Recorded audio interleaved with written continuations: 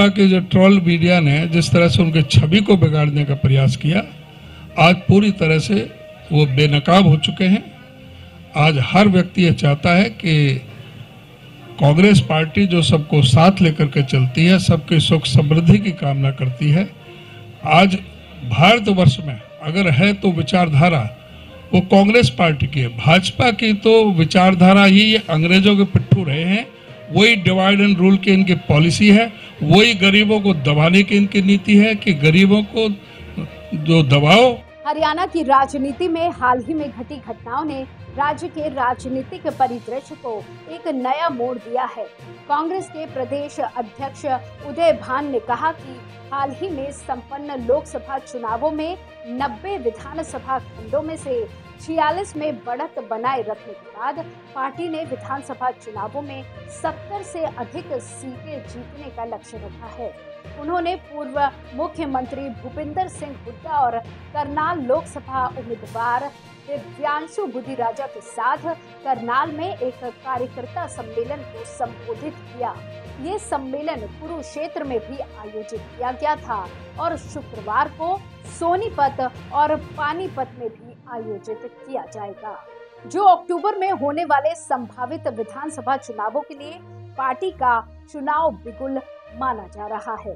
इस घटनाक्रम ने हरियाणा की राजनीति में कई सवाल खड़े कर दिए हैं।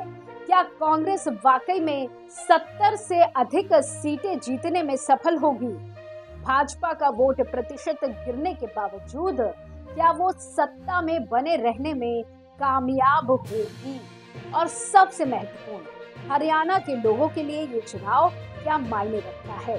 नमस्कार, आप देख रहे हैं एयर न्यूज़। उदय भान ने हाल ही में करनाल में आयोजित एक कार्यकर्ता सम्मेलन को संबोधित करते हुए पार्टी की आगामी रणनीति पर प्रकाश डाला। उन्होंने कहा कि 2019 के लोकसभा चुनावों में कांग्रेस केवल 10 विधानसभा खंडों में बढ़त बना पाई थी, लेकिन उसी वर्ष के विधानसभा चुनावों में ये संख्या बढ़कर 31 हुई। इस बार कांग्रेस 46 खंडों में बढ़त बनाए हुए है और पार्टी ने कम से कम 70 सीटें जीतने का लक्ष्य रखा है। उन्होंने कार्यकर्ताओं से भाजपा को बेनकाब करने और पार्टी के वादों को लोगों तक पहुंचाने के लिए घर घर जाकर काम करने की अपील की।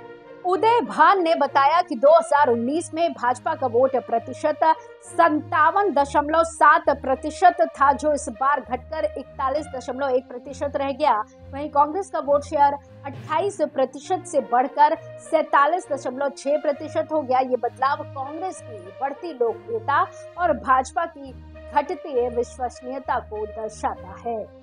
नेता प्रतिपक्ष भूपेंद्र सिंह हुड्डा ने कार्यकर्ताओं को आगामी विधानसभा चुनावों के लिए 2 बिंदु कार्य योजना लागू करने की सलाह दी। पहला, भाजपा सरकार की 10 साल की विफलताओं, झूठे वादों, भ्रष्टाचार को हर परिवार तक पहुंचाना और दूसरा, पिछली कांग्रेस सरकार के 10 साल के कामों की जानकारी घर घर पहुंचाना। वहीं उदय भान ने राज्य सरकार पर गंभीर आरोप लगाए। उन्होंने कहा कि चुनावी हार के बाद सरकार ने संपत्ति आईडी और परिवार आईडी को ठीक करना शुरू कर दिया, जो पहले लोगों को हफ्तों तक कतारों में खड़े रहने के बाद मजाक बन गया था। उन्होंने कहा कि कांग्रेस को मिले जबरदस्त समर्थन का परिणाम है कि सरकार ने गरीबों को 100 वर्ग गज के प्लॉट देने की याद दिलाई, जिसे पिछली हुड्डा सरकार ने मंजूरी दी थी और इस सरकार ने 10 साल तक रोक दिया था। आपको बता दें कि हरियाणा की राजनीति हमेशा से ही जटिल और बदलती रही है। 2019 के लोकसभा और विधानसभा चुनावों के बाद भाजपा ने राज्य में अपनी पकड़ मजबूत की थी, लेकिन हाल के आंकड़े बताते हैं कि पार्टी की लोकप्रियता में गिरावट आई है। वहीं कांग्रेस ने अपनी स्थिति में सुधार किया है और जनता का विश्वास वापस जीतने में कामयाब रही है।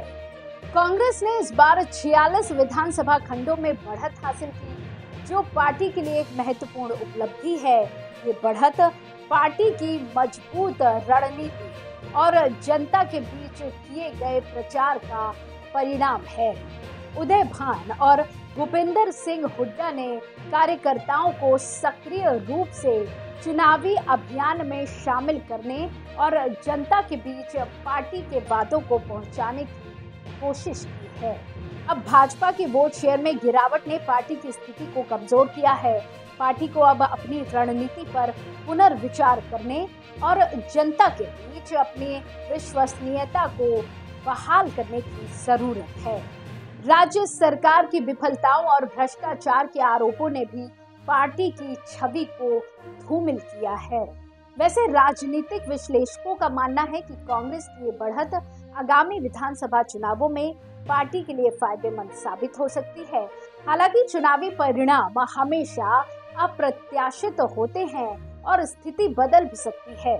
जनता के बीच भाजपा की लोकप्रियता में आई गिरावट और कांग्रेस की बढ़ती लोकप्रियता ने चुनावी समीकरण को बदल दिया है। ऐसे ही 2015 के बिहार चुनावों में भी एक ऐसी ही स्थिति देखी गई।